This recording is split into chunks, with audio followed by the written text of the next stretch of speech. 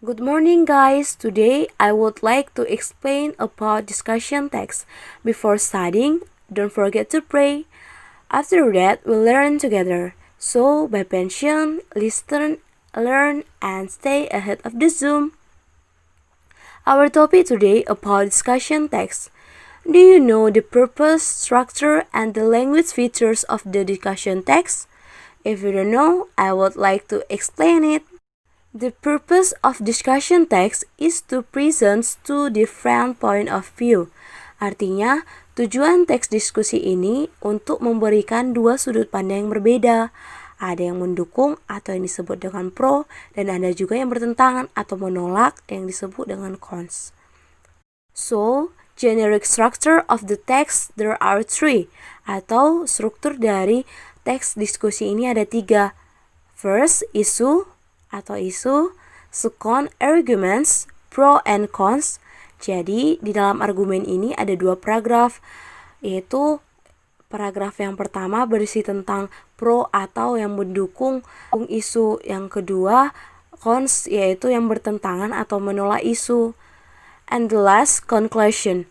Conclusion itu kesimpulan, jadi kesimpulan dari semua argumen-argumen tersebut yang diskusikan.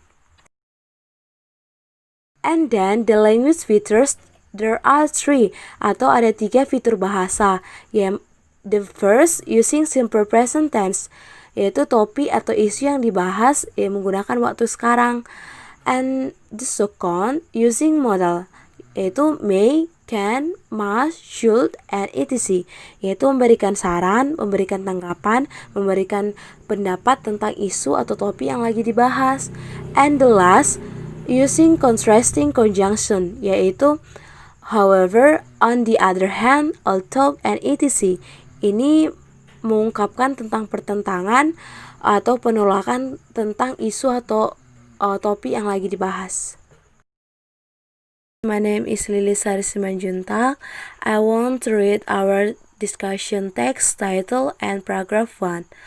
Our discussion text title is Advantage and Disadvantage Giving Homework to Children, yaitu keuntungan dan kerugian memberikan pekerjaan rumah atau PR kepada anak-anak. Paragraph 1 is issue.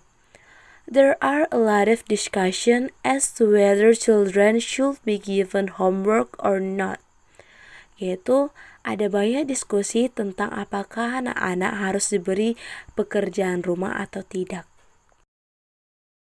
My name is Miranda. I will read the second paragraph about Kant's argument.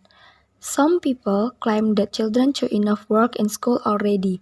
They also argue that children have hobbies that they want to do after school, such as sports or music. A further point they make is that a lot of homework is pointless and doesn't help the children learn at all. Dapat diartikan yaitu beberapa orang menyatakan bahwa anak-anak itu sudah cukup untuk belajar di sekolah. Mereka juga berpendapat bahwa anak-anak memiliki hobi yang ingin mereka lakukan setelah pulang sekolah, seperti berolahraga atau bermain musik. Serta juga mereka beranggapan bahwa PR itu tidak berguna dan tidak membantu anak-anak belajar. Dari situ dapat kita simpulkan bahwa paragraf kedua merupakan pendapat tidak setuju diberikannya pekerjaan rumah kepada anak-anak. My name is Mutiara Ali and I will read the third paragraph about pro-arguments. However, there are also strong arguments against this point of view.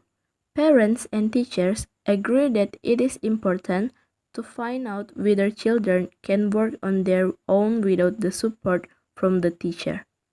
They say that the evening is a good time for children to sit down and think about what they have learned in school. Namun, ada juga argumen kuat yang menentang sudut pandang ini. Orang tua dan guru berpendapat bahwa penting untuk mengetahui apakah anak dapat bekerja sendiri tanpa dukungan dari guru. Mereka mengatakan bahwa malam hari adalah saat yang tepat bagi anak-anak untuk duduk dan memikirkan apa yang telah mereka pelajari di sekolah.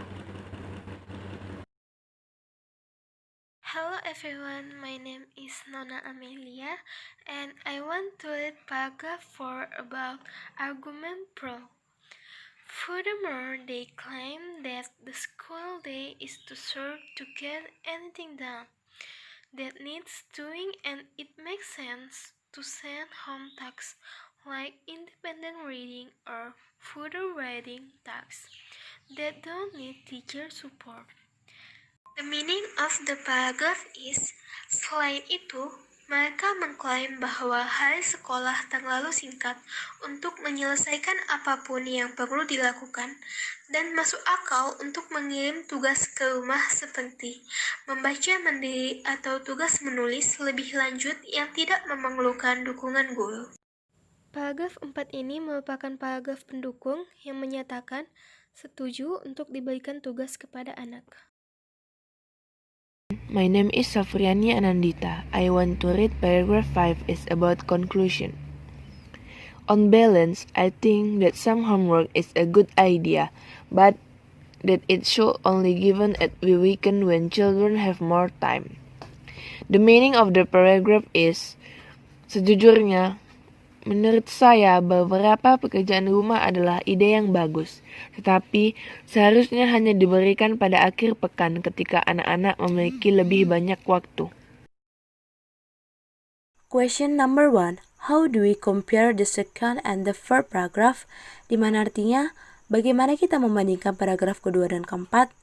Dari teks yang telah kita baca, itu paragraf 2 yang berisi tentang kontra terhadap topik, yaitu dimana berisi tentang penolakan terhadap PR yang diberikan kepada anak-anak, dan paragraf yang keempat berisi tentang pro terhadap PR yang diberikan kepada anak-anak.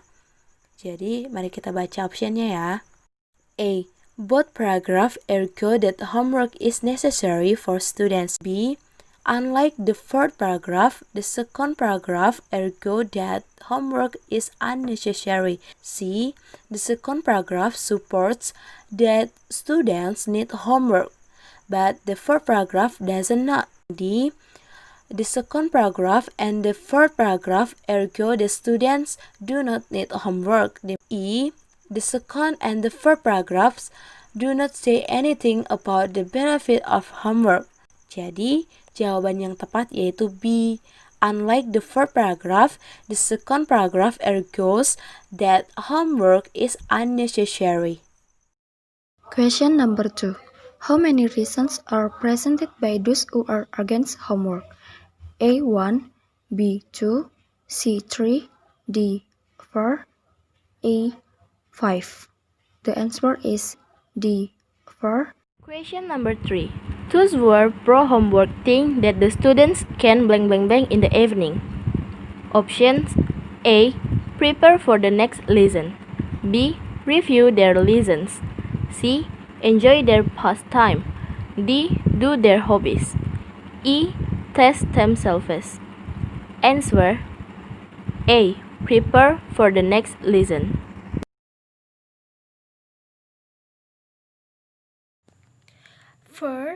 A further point they make is that a lot of homework is pointless and doesn't help the child learn at all. Or paragraph 2. The underlined word is synonymous with blah blah blah. A. Trivial. B. Careless. C. Difficult. D. Unimportant. A. Uninteresting. The answer is D. Unimportant. What is the reader's suggestion about homework? A. Homework is pointless. B. Homework is badly needed. C. Homework should be given at weekend. D. Students should not be given any homework. A. Students must frequently have homework. The answer is C. Homework should be given at weekend. Thank you for to listen and watching this video. See you next time. Bye bye.